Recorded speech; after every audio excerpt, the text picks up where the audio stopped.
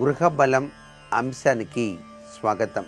చక్కటి గృహాన్ని నిర్మాణం చేసుకున్న తర్వాత వివిధ గదులు ఉన్నప్పుడు ఆ యొక్క వివిధ గదులు మనం ఏ తీరున ఉపయోగించుకున్నట్లయితే ఎటువంటి సత్ఫలితాన్ని పొందుతూ ఆనందతత్వంతో ఆ గృహంలో జీవించటానికి ఆస్కారం ఎంతగా ఉంటుందో వాస్తుశాస్త్రరీత్యా గమనించాల్సి ఉంటుంది ప్రతి ఒక్కరూ కూడా. అందుచేత ఇంటి యజమాని గది నైరుతి దిశలోనే ఉండాలి.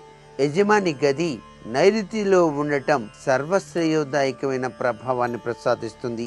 పడమర మధ్యలో కానీ దక్షిణం మధ్యలో కానీ ఉండటం చాలా మేలును చేకూరుస్తుందనే విషయాన్ని గుర్తెరగాలి. పిల్లలకు వలసినటువంటి పడక గది మాత్రం దక్షిణం మధ్య కానీ పడమర మధ్య కానీ వాయువ్యంలో కానీ ఆగ్నేయంలో కానీ ఉండటం సర్వశ్రేయోదాయకంగా భావించవచ్చు.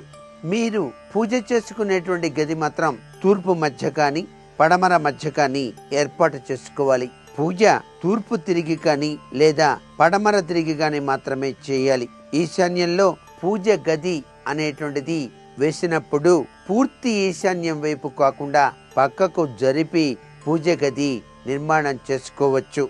వంట గది అనేటువంటిది ఆగ్నేయంలో ఉండాలి.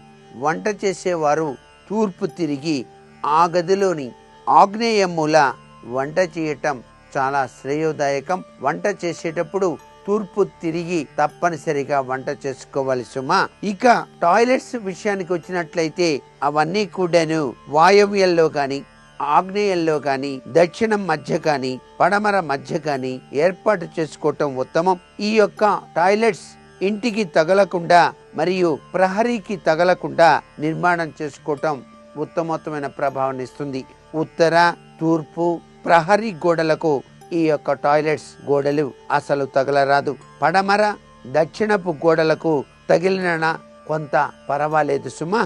ఇంటి లోపల టాయిలెట్స్ గనక ఉన్నట్లయితే అటాచ్ టాయిలెట్స్ అంటాం. పడక గదిలో టాయిలెట్స్ వాయవ్యంలో కానీ లేదా ఆగ్నేయంలో కానీ వేయవచ్చు.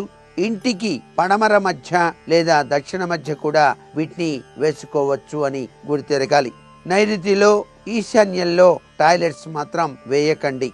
మీ ఇల్లు అంతా కూడా బాగా కట్టి ఈశాన్యంలో కనుక మెట్లు కట్టినట్లయితే ఆ ఇంటి వారు అందరూ కూడాను రోగభూయిష్టమైన ప్రభావానికి గురవుతారు. ఇది మాత్రం చాలా చక్కగా తెలుసుకోవాల్సిన విషయం. ఎందుచేతనంటే ఈశాన్యంలో మెట్లు రోగాలకి కారణం, సర్వ వినాశక కారణం, అనేక రకాలైనటువంటి జబ్బులు రావడానికి ఆస్కారం ఉంటుంది. తూర్పు మధ్య ఉత్తరం మధ్య మెట్లు కట్టినట్లయితే అది బాధామయంగా తయారవుతాయి. నైరుతి మెట్లు యాక్సిడెంట్లు రోగాలకు నిలయాల్నిగా వేయటానికి ఆస్కారం ఉంటుంది. మెట్లు ఎక్కే పద్ధతుల దగ్గర నుంచి మెట్లు వేసేటువంటి చోట్లు ముఖ్యంగా గుర్తెరగాలి. పడమర మధ్య మెట్లు అత్యంత శుభకరాన్ని ఇస్తాయి. దక్షిణం మధ్య మెట్లు శ్రేష్టమైనవిగా ఉంటాయి. దక్షిణ ఆగ్నేయంలో మెట్లు ఉత్తమం.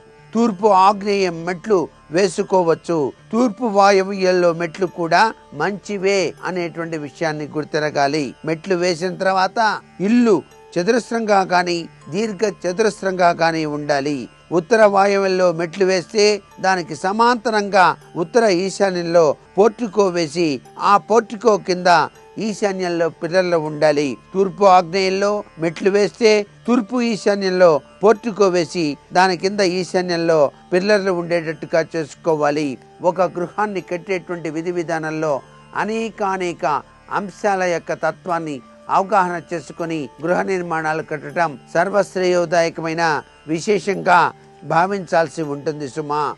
మీ గృహంలో ఆనందం వెల్లివిరియటానికి వాస్తుశాస్త్రరీత్యా కొన్ని సూత్ర ప్రాతిపదికలు ఆచరించవలసి ఉంటుంది.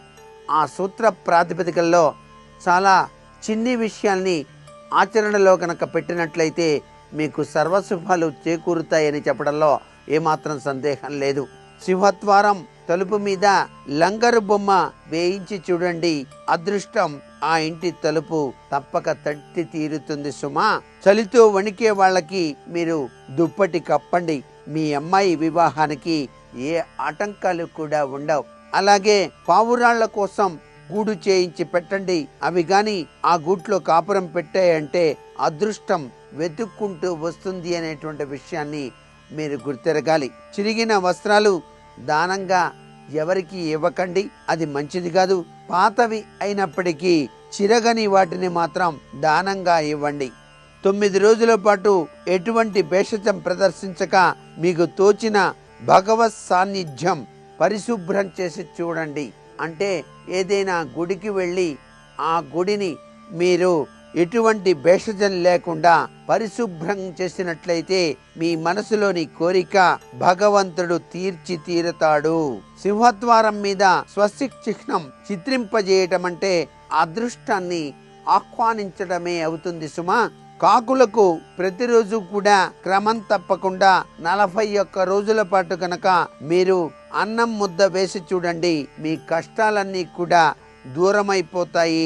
ఇవన్నీ కూడాను చక్కటి యోగవంతమైనటువంటి ప్రభావాన్ని కలిగిస్తాయి. మీ ఇంటి బయట పెంచినటువంటి తులసి ఆకులన్నిటినీ కూడాను తీసుకొచ్చి చక్కటి దండ చేసి ఆ దండను విష్ణుమూర్తికి వేసి ఆ విష్ణుమూర్తికి వేసిన దండను తీసుకొచ్చి మీ గడపకు కట్టి చూడండి. మీ ఇంటిలోనికి ఆ లక్ష్మీదేవి తప్పనిసరిగా వచ్చి తీరుతుంది అని చెప్పేసి మనకు వాస్తుశాస్త్రంలో చెప్పినటువంటి ముఖ్యాంశంగా గుర్తెరుగుతూ సర్వే జనా సుఖినో భవంతు.